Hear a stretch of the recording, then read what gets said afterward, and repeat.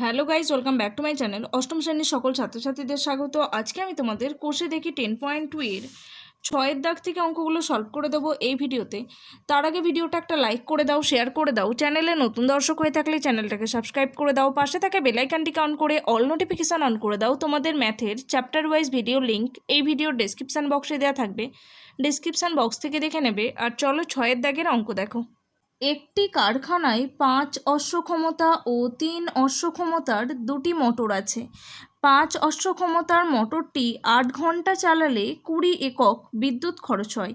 3 অশ্বক্ষমতার মোটরটি 10 ঘন্টা চালালে কত একক বিদ্যুৎ খরচ হবে? ত্রৈরাশিক পদ্ধতিতে হিসেব করি। ওকে, চলো অঙ্কটা দেখে নাও। প্রশ্নে আমাদের বের করতে বলা হয়েছে বিদ্যুৎ খরচের পরিমাণ। তাহলে এদিকে লিখে নেব কত একক বিদ্যুৎ খরচ হবে সেটা বের করতে বলেছে। তাহলে এদিকে লিখব বিদ্যুৎ খরচ, ব্র্যাকেটে লিখবে একক। এখানে এছাড়াও আরও কন্ডিশন হিসেবে দেওয়া আছে সময়, যেটা দেওয়া আছে ঘন্টা এককে, দেওয়া আছে ঘন্টা এককে। এরপরে আছে মোটর, যেটা অশ্ব ক্ষমতা সম্পন্ন বলা হয়েছে। তাহলে লিখে নাও মোটর, ব্র্যাকেটে লিখো অশ্ব ক্ষমতা।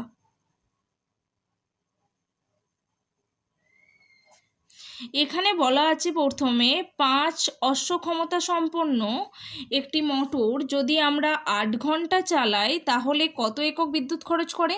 পরিমাণ হচ্ছে 20 একক। এরপর বলা হয়েছে যদি 3 অশ্বক্ষমতা সম্পন্ন একটি মোটর 10 ঘন্টা চালানো হয় তাহলে বিদ্যুৎ খরচ কত হবে? এখানে জিজ্ঞাসা চিহ্ন, এর জায়গায় তোমরা এক্স লিখে নিতে পারো, এক্স ধরে নেবে। ওকে, এটা বের করতে হবে। এখানে দেখো প্রথমে আছে মোটর আর এখানে রয়েছে বিদ্যুৎ খরচ। আমাদের বের করতে হচ্ছে বিদ্যুৎ খরচ। তাহলে প্রথমে মোটরের সঙ্গে বিদ্যুৎ খরচের মধ্যে কি সম্পর্ক আছে সেটা দেখে নেব। এই টার্মটাকে এখন আপাতত বাদ রাখবে। প্রথমে মোটরের সঙ্গে বিদ্যুৎ খরচ বের করব। তাহলে দেখো আমাদের বলা হয়েছে 5 অশ্বক্ষমতা সম্পন্ন বিদ্যুৎ খরচ করে একটা মোটর, বিদ্যুৎ খরচ করে 20। আর 3 অশ্বক্ষমতা সম্পন্ন যদি কোনো মোটর দেয়া হয় তাহলে সে কতটা খরচ করবে। আচ্ছা, এখানে একটা বোঝো যে মোটরটার পাওয়ার এখানে দেখো 5, তাহলে সে খরচ করছে 20। মোটরটার পাওয়ার বেশি, বিদ্যুৎ খরচের পরিমাণও বেশি। এখানে মোটরটার পাওয়ার কমে গেছে, তাহলে বিদ্যুৎ খরচের পরিমাণও কী হবে?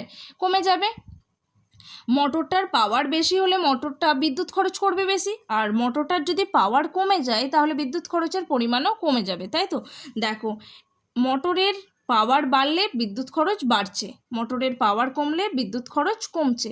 তাহলে এটা থেকে কি বুঝতে পারছি যে একটা বাড়লে যখন অপরটাও বাড়ে, বা একটা কমলে যদি অপরটাও কমে, তাদের মধ্যে কি সম্পর্ক হয়? তাদের মধ্যে অবশ্যই সরল সম্পর্ক হয়। তাহলে এখানে মোটর ও বিদ্যুৎ খরচের মধ্যে কি সম্পর্ক দেখতে পেলাম? সরল সম্পর্ক। লিখে নেব মোটর ও বিদ্যুৎ খরচ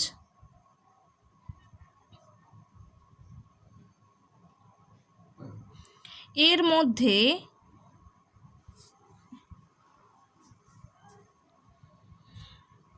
সরল সম্পর্ক রয়েছে। মোটর ও বিদ্যুৎ খরচের মধ্যে তাহলে দেখতে পেলাম সরল সম্পর্ক। তাহলে এটাকে আমরা লিখে নেব। তাহলে এক্স আমাদের বের করতে বলা হয়েছে, তাহলে এক্স ইকুয়ালস টু এখানে 20 যেমন আছে এখানে 20 লিখব, গুণ আমি কি বললাম মোটরের সঙ্গে বিদ্যুৎ খরচ সরল সম্পর্ক। সরল সম্পর্কের সময় সর্বদা এটা উল্টে যাবে, উল্টো আকারে গুণ হবে। এখানে আছে 5-এ 3, তাহলে যেহেতু এদের মধ্যে রয়েছে সরল সম্পর্ক তাহলে এটা কিভাবে লিখব? 3/5। এখানে ছিল দেখো 5/3। সরল সম্পর্ক হলে সর্বদা আমরা সেটাকে উল্টে লিখব, সেই জন্য লিখেছি 3/5। ওকে, এবার আমরা সময়ের সঙ্গে বিদ্যুৎ খরচ বের করব। এটাকে টোটালি এখন বাদ দেবে। তাহলে সময়ের সঙ্গে বিদ্যুৎ খরচ কি হবে? দেখো, আমরা যদি বেশিক্ষণ ধরে মোটরটা চালাই তাহলে বেশি বিদ্যুৎ খরচ হবে। সময় যত বাড়বে বিদ্যুৎ খরচের পরিমাণও তত বাড়বে, সময় যত কমবে বিদ্যুৎ খরচও কমবে। তাহলে সময়ের সঙ্গে বিদ্যুৎ খরচ সরল সম্পর্ক। লেখো সময়ের সঙ্গে বিদ্যুৎ খরচ কি সম্পর্কযুক্ত? সরল সম্পর্কযুক্ত। ওকে, সরল সম্পর্কযুক্ত।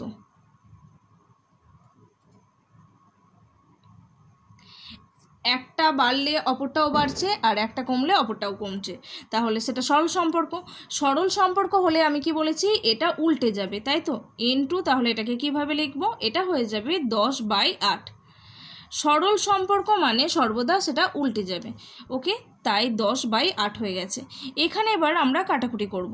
5 4 20, 4 2 8, 2 5 10, তাহলে পড়ে আছে 3 গুণ 5।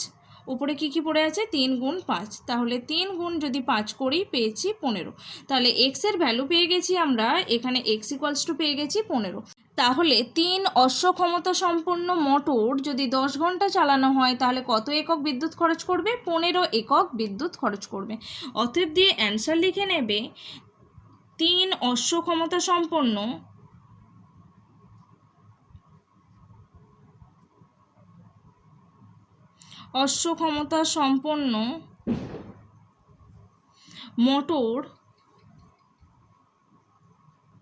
মোটরটি 15 একক বিদ্যুৎ খরচ করবে।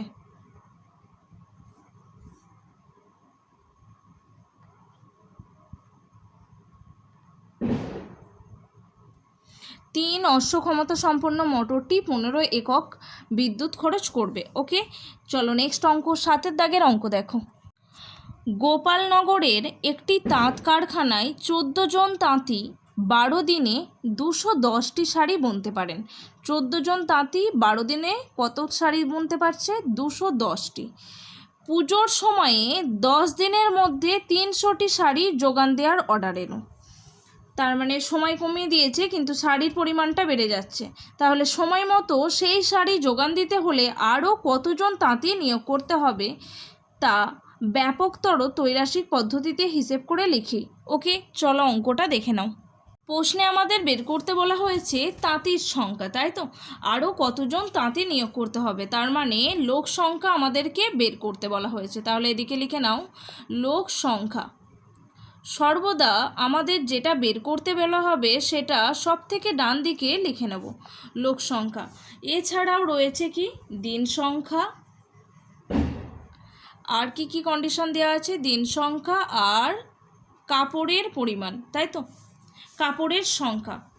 এখানে শাড়ির সংখ্যা বলা হয়েছে, তাহলে লিখে নেব শাড়ির সংখ্যা।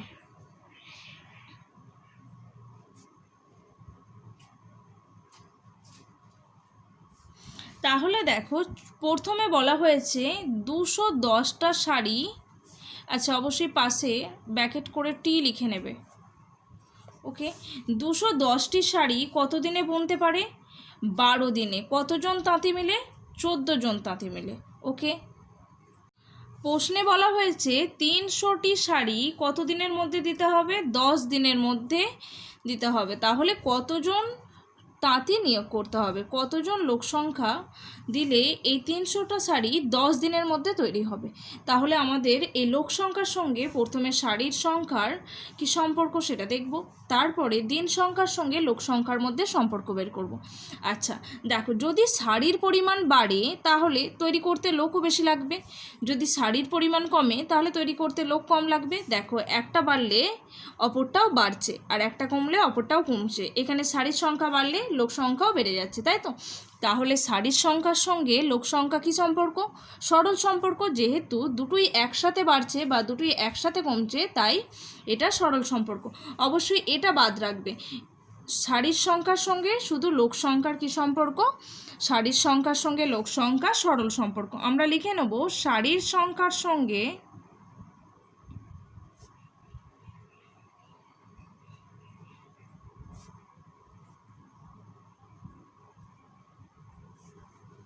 লোক সংখ্যা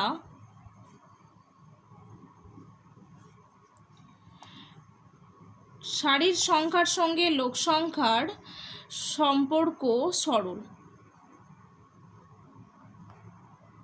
শাড়ির সংখ্যার সঙ্গে লোক সংখ্যা সরল সম্পর্ক।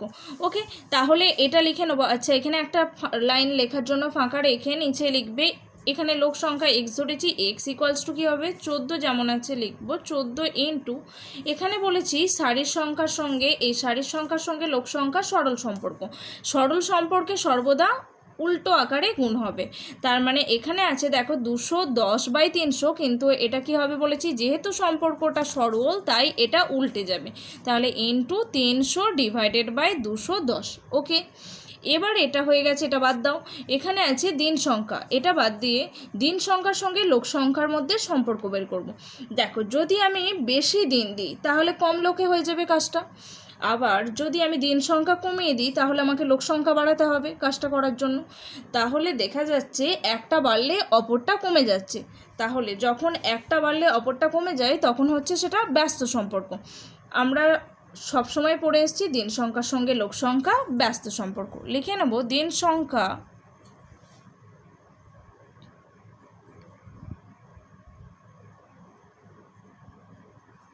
দিন সংখ্যার সঙ্গে লোক সংখ্যার সম্পর্ক ব্যস্ত। ওকে, দিন সংখ্যার সঙ্গে লোক সংখ্যার সম্পর্ক ব্যস্ত। তাহলে ব্যস্ত হলে যেমন আছে তেমনই বসে যাবে, এখানে আছে 12/10, 12/10 আকারেই বসবে। ওকে, ব্যস্ত সম্পর্ক হলে যেরকম থাকবে সেই রকমই বসে যাবে, এখানে আছে 12/10 তাই 12/10 আকারেই বসে যাবে। ওকে, এবার দেখো এখানে শূন্য, এখানে শূন্য কেটে দেবো, এই শূন্য কেটে গেছে, এখানে 7 দিয়ে কাটবো, 7 3 21, 7 2 14, এই 3 কেটে গেছে, পড়ে আছে দেখো 2 আর এখানে 12, তাহলে x সমান 2 গুণ 12, 12 2 24। ওকে, দেখো তাহলে 300টি শাড়ি 10 দিনের মধ্যে যদি তৈরি করতে হয় তাহলে আমাকে লোক সংখ্যা লাগবে 24 জন, 24 জন তাঁতির প্রয়োজন।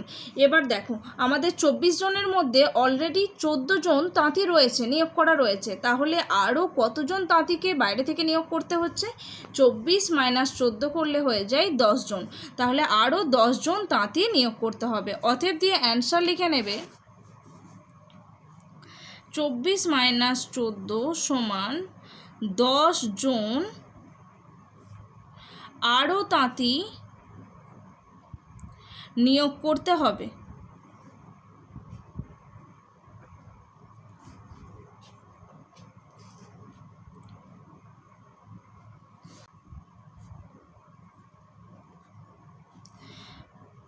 আরও 10 জন তাঁতি নিয়োগ করতে হচ্ছে। ওকে, চলো নেক্সট অঙ্ক, 8 দাগের অঙ্ক দেখো। একটি সংস্থা জাহাজ থেকে 10 দিনে জাহাজের মাল নামানোর বরাত পেয়েছে। সংস্থাটি তার জন্য 280 জন লোক নিয়োগ করেছে। 3 দিন পর দেখা গেল কাজটির 1/4 অংশ সম্পূর্ণ হয়েছে। আরও কতজন লোক নিয়োগ করলে কাজটি সময় মতো শেষ হবে তা ত্রৈরাশিক পদ্ধতিতে হিসেব করে লিখি। ওকে, চলো অঙ্কটা দেখে নাও। লোক সংখ্যাকে আমরা সব থেকে ডান দিকে লিখে নেব, লোক সংখ্যা। ওকে, এরপর দেখো এখানে বলা হয়েছে কাজের পরিমাণ,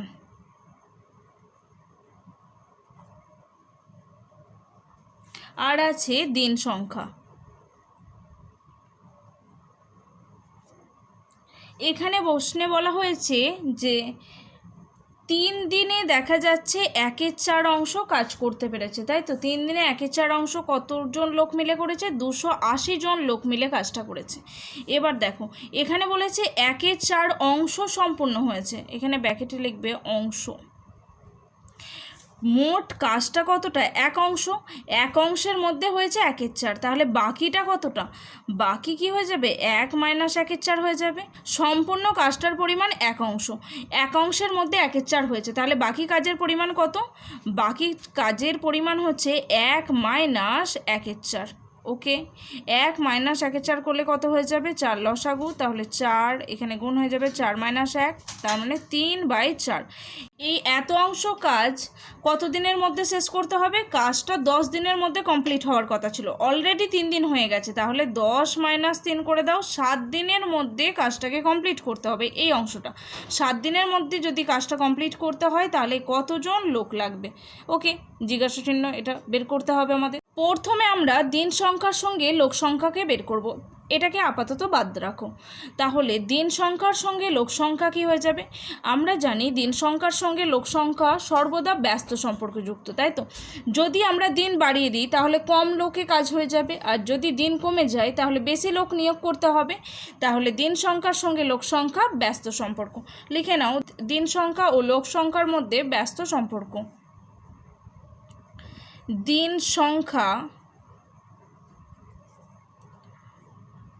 সংখ্যার ও লোক সংখ্যার মধ্যে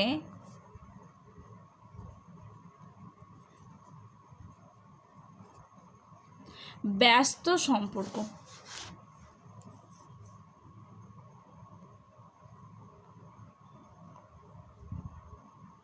ওকে, এবার এটাকে বাদ দাও। কাজের পরিমাণ আর লোক সংখ্যা, যদি আমরা বেশি কাজ করতে হয়, কাজের পরিমাণটা যদি বেড়ে যায় লোক সংখ্যা বাড়াতে হবে, আর কাজের পরিমাণ যদি কমে যায় লোক সংখ্যা কম লাগবে।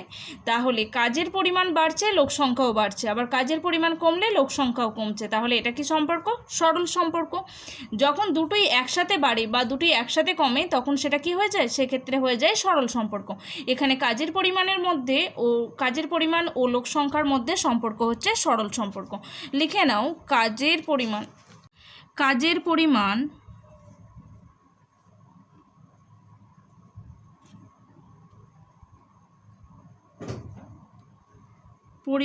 ও লোক সংখ্যার মধ্যে সরল সম্পর্ক রয়েছে। ওকে, কাজের পরিমাণ ও লোক সংখ্যার মধ্যে সরল সম্পর্ক রয়েছে।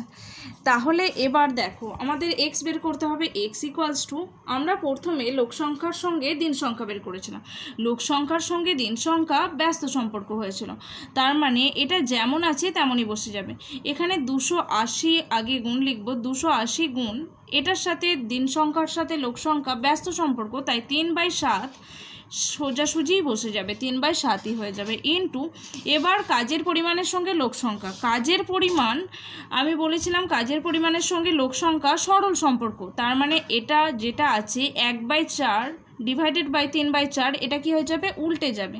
তার মানে কি হয়ে যাবে? 3/4টা উপরে হয়ে যাবে আর নিচেই হয়ে যাবে 1/4। যদিও এখানে ছিল 1/4 আর নিচেই ছিল 3/4, কিন্তু এটা যেহেতু সরল সম্পর্ক তাই এটা উল্টে গেছে। ওকে, এখানকার 4 কেটে যাবে, যেহেতু দুটোরই হর 1 তাই কেটে গেছে। ওকে, তাহলে আমাদের পড়ে আছে দেখো 7 4 28, শূন্য উঠে গেছে। এখানে পড়ে আছে 3, এখানেও পড়ে আছে 3, আর নিচে শুধু পড়ে আছে দেখো 1। তাহলে নিচেই ডিনোমিনেটারে বা হরে 1 থাকার কোনো দাম নেই, তাই এক্স ইকুয়ালস টু কী হয়ে যাবে? 40 গুণ 3 গুণ 3, 40 গুণ 3 গুণ 3 হয়ে গেছে। ওকে, নিচেই কিচ্ছু পড়ে নেই, শুধু 1 পড়ে আছে। এখানে গুণ করব, 3 3 9, 4 9 36, 360। ওকে, দেখো এখানে যদি 3-এর 4 অংশ কাজ 7 দিনের মধ্যে শেষ করতে হয় তাহলে কতজন লোক লাগবে বলছে? 360 জন। 360 জনের মধ্যে দেখো এখানে 280 জন অলরেডি রয়েছে, তাহলে আরও কতজন নিয়োগ করতে হচ্ছে? 360 থেকে 280 বিয়োগ করলেই পেয়ে যাব। 360 থেকে 280 বিয়োগ করলে হয় 80 জন, তাহলে আরও কতজন এক্সট্রা আমাকে নিয়োগ করতে হচ্ছে? 80 জনকে আমাদের আবারও আলাদা করে নিয়োগ করতে হচ্ছে। অতএব দিয়ে লিখবে, কাজটা সময় মতো শেষ করতে হলে কাজটি সময় মতো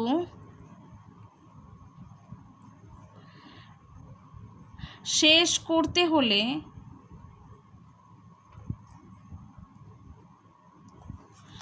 আরও কতজন লাগবে? শেষ করতে হলে 360 মাইনাস 280, অর্থাৎ 80 জনকে নিয়োগ করতে হবে। 80 জন লোক আরও নিয়োগ করতে হবে।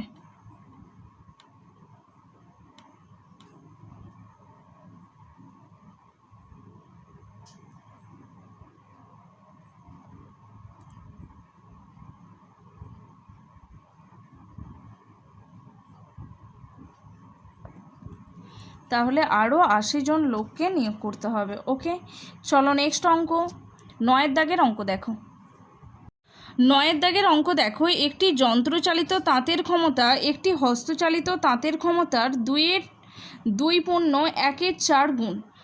12টি হস্তচালিত তাঁত 1080 মিটার দৈর্ঘ্যের কাপড় 18 দিনে তৈরি করে। 2700 মিটার দৈর্ঘ্যের কাপড় 15 দিনে তৈরি করতে কতগুলি যন্ত্রচালিত তাঁত লাগবে? এখানে ভালো করে দেখো, এখানে বলা হয়েছে হস্তচালিত তাঁত একটি যন্ত্রচালিত তাঁত সমান 2.14টি হস্তচালিত তাঁত। এখানে আমাদের বের করতে হয়েছে যন্ত্রচালিত তাঁত। প্রথমে আমরা হস্তচালিত তাঁতের যন্ত্রই বের করে নেব, তারপরে সেটাকে যন্ত্রচালিত তাঁতের সংখ্যায় বের করব। ওকে, চলো অঙ্কটা দেখে নাও। আমাদের এখানে সর্বপ্রথমে ডান দিকে আমরা লিখে নেব হস্তচালিত তাঁত।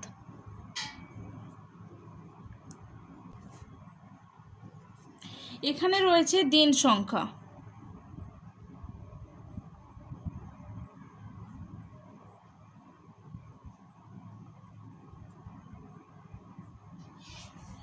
এখানে রয়েছে কাপড়ের দৈর্ঘ্য,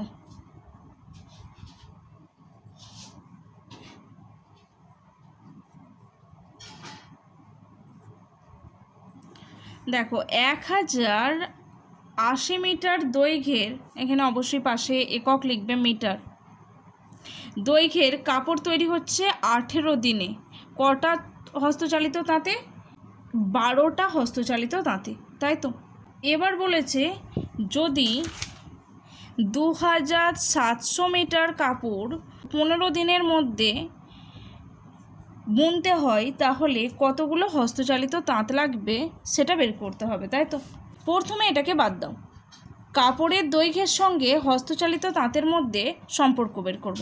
দেখো, কাপড়ের দৈর্ঘ্যের পরিমাণ যদি বৃদ্ধি পায়, হস্তচালিত তাঁতের সংখ্যাও বৃদ্ধি পাবে, কারণ বেশি মিটার কাপড় তৈরি করতে বেশি হস্তচালিত তাঁত লাগবে, কম মিটার কাপড় তৈরি করতে কম হস্তচালিত তাঁত লাগবে, তাই তো। তাহলে এখানে লিখে নেব কাপড়ের দৈর্ঘ্যের সঙ্গে হস্তচালিত তাঁত সরল সম্পর্কযুক্ত।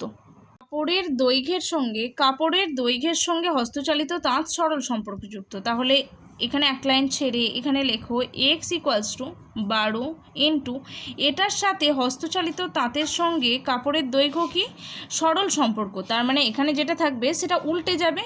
এখানে আছে 1080/2700, 1080/2700টা এখানে সরল সম্পর্ক হওয়ার জন্য উল্টে যাবে, 2700/1080 হয়ে যাবে। ওকে, এবার দিন সংখ্যার সঙ্গে হস্তচালিত তাঁত, দিন সংখ্যা যদি বাড়ে তাহলে হস্তচালিত তাঁত কম লাগবে, খানিকটা লোক সংখ্যার মতন। যদি দিন সংখ্যা আমাদের বেশি লাগে তাহলে হস্তচালিত তাঁতের সংখ্যাটা কমে যাবে, আর যদি দিন সংখ্যা কমে যায় হস্তচালিত তাঁতের সংখ্যাটা বাড়িয়ে দিতে হবে।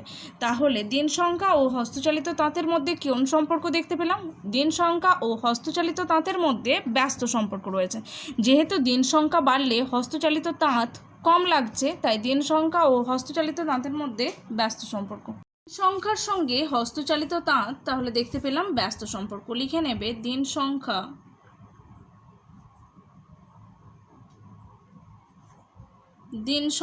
ও হস্তচালিত তাঁত সংখ্যার মধ্যে ব্যস্ত সম্পর্ক রয়েছে।